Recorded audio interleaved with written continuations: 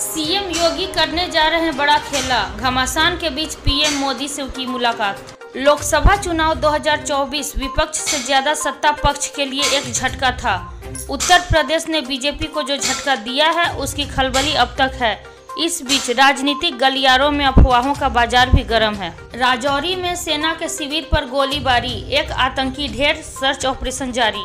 जम्मू कश्मीर के राजौरी जिले के गुंधा इलाके में सोमवार को सुबह संदिग्ध आतंकवादियों ने सेना के शिविर पर हमला कर दिया। आधिकारिक सूत्रों के अनुसार यह गोलीबारी सुबह 4 बजे की गई। इस आतंकी हमले में एक जवान के घायल होने की सूचना मिल रही है। आतंकियों द्वारा हमला करने के बाद सुरक्षा बलों ने घेराबंदी कर तलाशी अभियान शुरू कर दिया है। इजराइल ने गाजा के शरणार्थी शिविर एक हफ्ते में 63 बार की बमबारी, 91 की मौत, 251 घायल। हमास के खात्मे का रट लगाए हुए इजराइल अंतर्राष्ट्रीय दबाव की बिल्कुल परवाह नहीं कर रहा है। हमास द्वारा संचालित गाजा सरकार के मीडिया कार्यालय का दावा है कि इजरायली सेना ने 7 दिनों में नुसेरात के केंद्रीय गाजा शरणार्थी शिविर पर 63 बार बमबारी की है। इन हमलों में 91 फिलिस्तीनी मारे गए हैं और 251 अन्य घायल हुए हैं। ममता बनर्जी बोली, बांग्लादेशियों को देंगे शरण, केंद्र सरकार ने बंगाल की सीएम को दे दी ऐसी नसीहत। बांग्लादेश में पिछले कई दिनों से आरक्षण को लेकर जारी हिंसा के बीच कई भारतीयों पर इसका असर पड़ा है।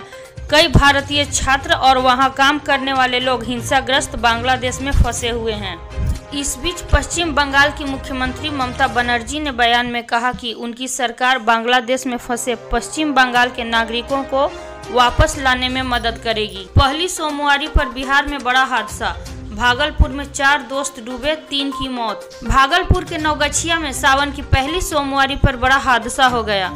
भवानीपुर थाना क्षेत्र अंतर्गत मधुरापुर गंगा जहाज घाट पर सोमवार की अगली सुबह नहाने के दौरान 4 दोस्त डूब गए।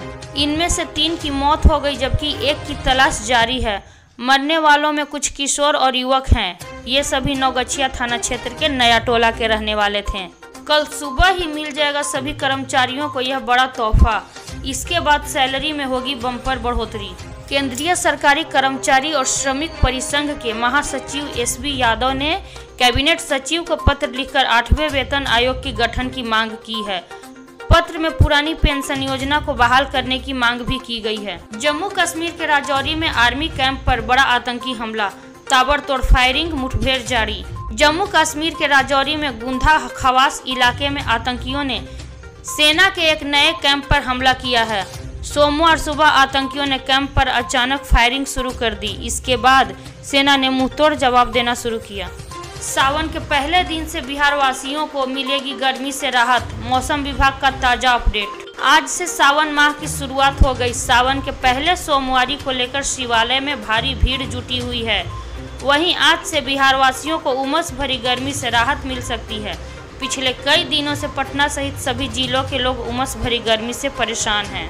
वहीं अब मौसम विभाग का बड़ा अपडेट सामने आया है। मौसम विभाग की माने तो बिहार के लोगों को जल्द ही गर्मी से राहत मिल सकती है। बाइडेन के पीछे हटने पर ओबामा ने भर की तारीफ, कमला हैरिस के नाम पर सांप सूंघ गया। बाइडेन के फिर से राष्ट्रपति के लिए चुनाव लड़ने के फैसले पर पार्टी के सीनियर लीडर्स से उन्हें खूब तारीफ मिल रही है। अमेरिका के पूर्व राष्ट्रपति बराक ओबामा और प्रतिनिधि सभा की पूर्व स्पीकर नैन्सी पेलोसी ने राष्ट्रपति पद की दौड़ से पीछे हटने के राष्ट्रपति जो बाइडेन के फैसले की रविवार को प्रशंसा की। क्या है सरकारी कर्मचारियों की 3 डिमांड जिन पर बजट में हो सकता है बड़ा ऐलान, वित्त मंत्री खोलेगी पिटारा। वित्त मंत्री निर्मला सीतारमण 23 जुलाई को बजट पेश करेंगी। नरेंद्र मोदी के तीसरे कार्यकाल का यह पहला बजट होगा। सभी की निगाहें बजट पर है कि सरकार उनके लिए क्या घोषणाएं कर सकती है। ऐसे में सरकारी कर्मचारी भी सरकार से राहत की उम्मीद कर रहे हैं। आज पेश होगा आर्थिक सर्वेक्षण रिपोर्ट। बजट में युवाओं और नौकरी पेशा लोगों को राहत देने पर रहेगा जोर। वित्तीय वर्ष 2023-24 के आम बजट से पहले सोमवार को केंद्रीय वित्त मंत्री निर्मला सीतारमण लोकसभा में आर्थिक सर्वेक्षण रिपोर्ट पेश करेंगी, जिसमें बीते वित्तीय वर्ष के दौरान अर्थव्यवस्था से जुड़े क्षेत्रों के प्रदर्शन का लेखा जोखा प्रस्तुत किया जाएगा।